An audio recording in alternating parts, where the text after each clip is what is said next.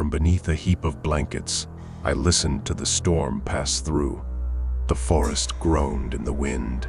Hail rattled against the wood plank roof, and my mother huddled against me, telling me a fairy tale that I already knew by heart.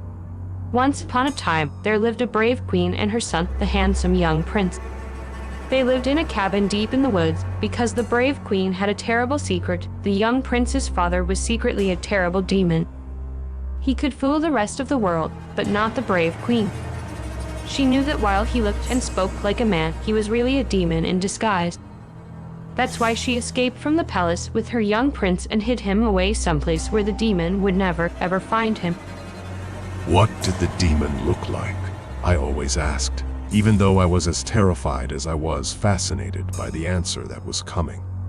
Well, his skin is as gray and rotten as an old dead tree. He has 6 fingers on each hand, and his nails are as sharp as hawthorn needles. His smile is as wide as a grinning deer's skull, and when he opens his mouth, it's big enough to swallow a little boy whole. But nobody else can see it. To them, the demon is another person just like you or me. He's very clever, and it wasn't easy for the brave queen and her handsome prince to get away. The demon hired wicked men to follow them, and the brave queen and her handsome young prince had to give up all the luxuries that they used to have in the palace. Several times, they were nearly caught. When that happened, they had to run away and leave everything behind. It wasn't easy, but the brave queen would have done anything in the world to be with her handsome young prince. The battering wind and rain were so loud that I could barely hear my mother's voice, but it didn't matter. I could feel her warmth. I snuggled against her and fell asleep. I saw the demon for the first time the next morning, or at least I thought I did.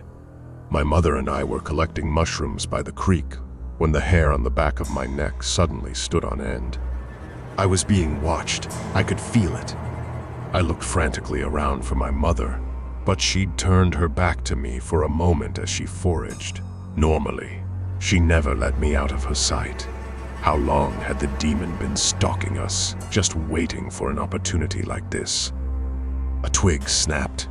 I spun around to see a black, vaguely humanoid shape moving toward me through the woods. I ran to my mother, too terrified of the thing behind me to even scream. Grasping immediately that something was wrong, my mother abandoned her mushrooms, scooped me into her arms, and ran for the safety of our cabin. No demon came crashing through our door. But when we returned to the creek a few hours later, the mushrooms and basket were gone. My mother had always carried a pistol in her belt, but after that, she kept it drawn in her hand. As dusk settled on the forest, she burst into the clearing that surrounded our cabin, searching for any sign of the demon. A gunshot reverberated among the endless trees. Come out, you bastard! My mother screamed. You might want him, but you'll never have him. It was then that I heard a second set of footsteps fast approaching the cabin. There was no time to close it or to warn my mother. I pressed myself against the wall and shut my eyes instead. Seconds later, a small square, something flew through the cabin window. It was a picture. It showed my mother and I smiling with a man who looked like me. On the back, strange symbols had been scribbled with black ink. I peeked out the empty window into the gloomy woods. Whoever had thrown in through the window was long gone. I found myself staring at the picture for a long time, wondering if it was some kind of evil magic that kept me from tearing my eyes away. I was so lost in those 3 smiling faces that I didn't even notice that my mother was back. She snatched the photo out of my grasp with trembling hands, muttering 2 blood-chilling words. It's him. Pistol in hand, she started packing right away and jumped at every sound. Once everything we could take had been packed into her ancient, rumbling Chevy truck, she splashed gasoline through every room of the cabin and struck a match. Before we drove away, she threw the photo into the blaze. Fog had rolled in with the cool night air, turning the woods into a sea of white. We hardly ever left the cabin, and the overgrown dirt track that led away from it was difficult to navigate at the best of times. My mother drove white-knuckled, gritting her teeth at each pothole and scraping bush. To me, their thorns sounded like the claws of the demon. With a sudden boom, the steering wheel went slack.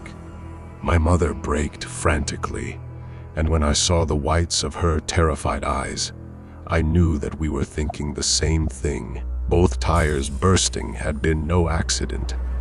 Something flew out of the fog and crashed into the driver's side window, creating a spiderweb pattern crack. My mother shrieked, covering her face against the glass as something else shattered it. Hands reached through the shattered glass. They pinned my mother's arms to her side as she fired her pistol wildly. In the cramped space, the sound was deafening. I shut my eyes and covered my ears, waiting for the nightmare to be over. Instead, my mother was dragged out the window into the darkness. No matter how tightly I pressed my hands over my ears, I could still hear her screams. They turned to moans and finally to silence. That silence, that waiting, was worse than everything I'd experienced so far. In the end, those unfamiliar hands closed around me, just as I always knew they would. It's all right, son. A husky, unfamiliar voice sobbed into my neck. It's over. It's finally over. The case was quite sensational for its time. There were many who questioned the motives and legality of a father who used private detectives and second-hand police chain spikes to recover his son when the law wouldn't do it, even if the mother was a member of a cult. At the time, of course, I was concerned with other things like all of the big words the men in white coats around me were using. Words like malnutrition, illiterate, and brainwashing. Later, there would be other, better words. Words like school, bicycle, games, and friends. My favorite words of all, however, I learned thanks to my father, family, and home.